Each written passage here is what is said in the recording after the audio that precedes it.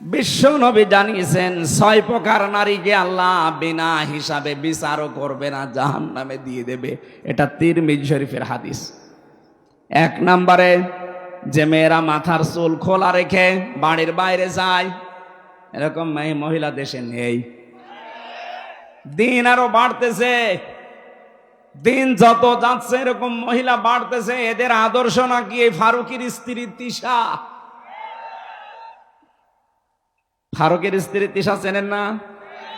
এর চুল কোনো সময় ঢাকা থাকে। এদেরকে নাকি আদর্শ বানিয়েছে এই মেয়েরা। 2 নম্বরে নবীজি বলেন যারা স্বামীকে অসম্মান করে, সম্মান দিতে চায় না। একটা স্বামীর যে মর্যাদা কত বেশি স্ত্রীর কাছে, নবীজি জানিয়েছেন কোন স্বামী যদি স্ত্রীর কাছ থেকে সম্মান না পায়, আর স্ত্রী যদি জানতো যে আমার স্বামীর মর্যাদা কতটুকু, এটা হাদিস। বিশ্বনবী জানিয়েছেন পৃথিবীতে আল্লাহ বাদে সেজদা জায়েজ নেই। কিন্তু এটা যদি জায়েজ থাকতো তাহলে আমি মেয়েদের কানের কাছে মুখ নিয়ে বলতাম, আর যাই করো স্বামীকে সেজদা করো। যেহেতু সেজদা জায়েজ নেই এই জন্য বলি নাই।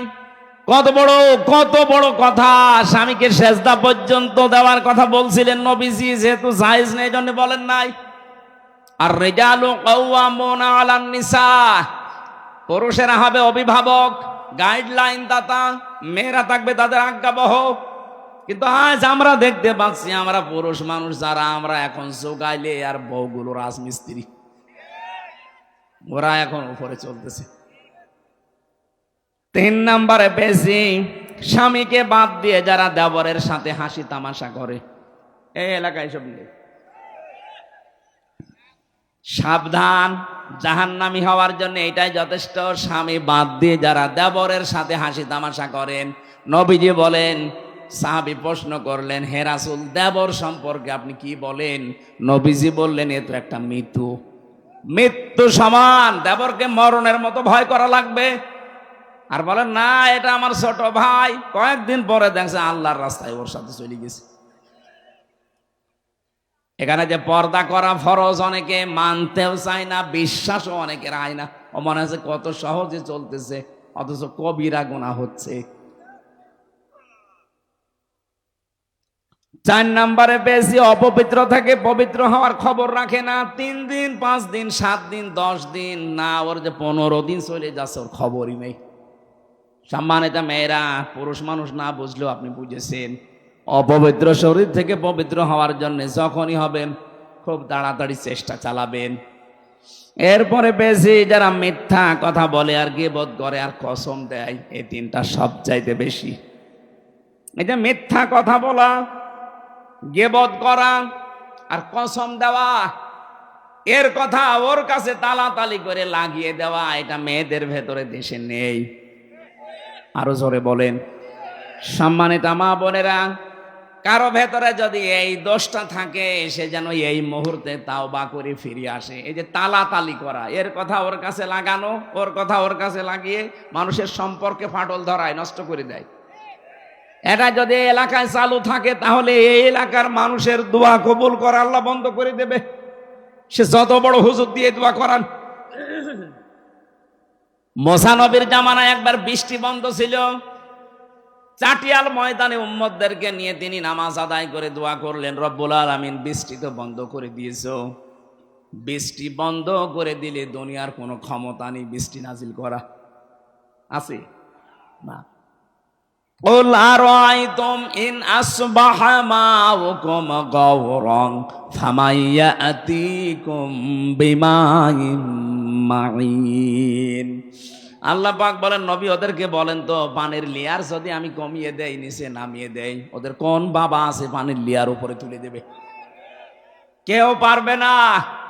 বৃষ্টি দেওয়ার মালিক আমি আল্লাযী জাআলা লাকুমুল আরদা ফিরাশাও ওয়া আনজালা মিনাস সামাই মাআ। জমিনকে যিনি বানিয়েছেন বিছানার মতো, আর আকাশ থেকে যিনি পানি নাজিল করেন, এ দায়িত্ব কার?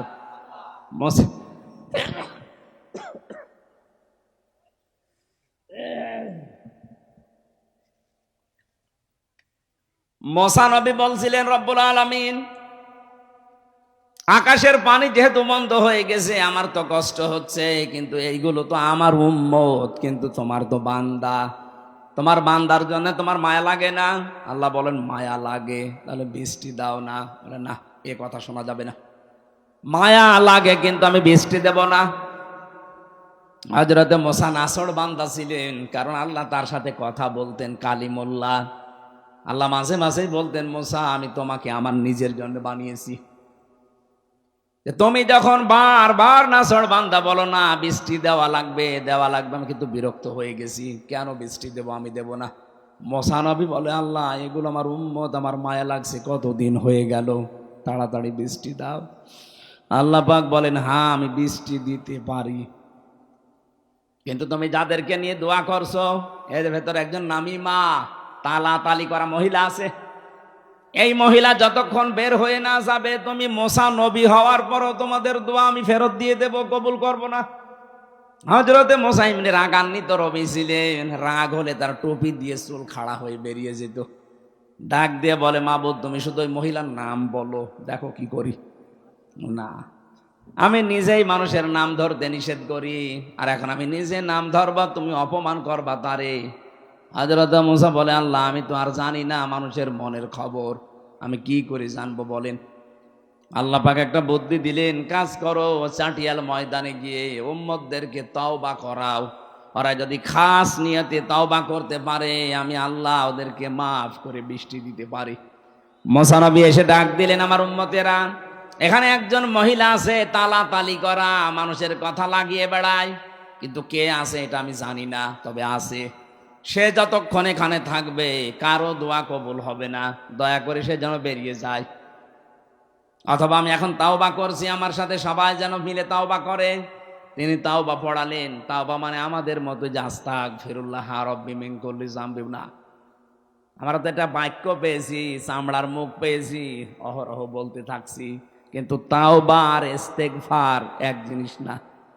আপনি ইস্তেগফার পড়েন সব সময়, আস্তাগফিরুল্লাহ আস্তাগফিরুল্লাহ আস্তাগফিরুল্লাহ পড়তে থাকেন, আপনার জীবনের গুনাহগুলো মাফ হবে, ওইটা যেটা আল্লাহর সাথে সম্পর্কিত। কথা বুঝতেছেন না? আপনি বলছেন তাওবার ইস্তেগফার এক জিনিস না, দুইটার অক্ষরও এক না। তাওবার ভেতরে যেই কয়টা অক্ষর আছে, ইস্তেগফারের ভেতরে ওই অক্ষরগুলো নেই। কথা বলছেন তো? তাহলে আমরা সব সময় যদি ইস্তেগফার করি, যেমন আস্তাগফিরুল্লাহ, এটা করলে গুনাহ মাফ হবে। কোন গুনাহ? এটা ক্লাস চলছে, কোন গুনাহ মাফ হবে? আল্লাহর সাথে যেগুলো সম্পর্কিত। আপনি নামাজ পড়েননি, হয়তো আল্লাহ মাফ করে দিলে দিতে পারে, না শাস্তি দিলেও দিতে পারে। রোজা রাখেননি, এটা আল্লাহর সাথে সম্পর্কিত। হজ ফরজ ছিল, হজ করেননি, এটা আল্লাহর সাথে সম্পর্কিত। কিন্তু বান্দার সাথে যেটা সম্পর্কিত, ওইটা আপনার আস্তাগফিরুল্লাহ মাফ হবে না। কথা বলেন না কেন?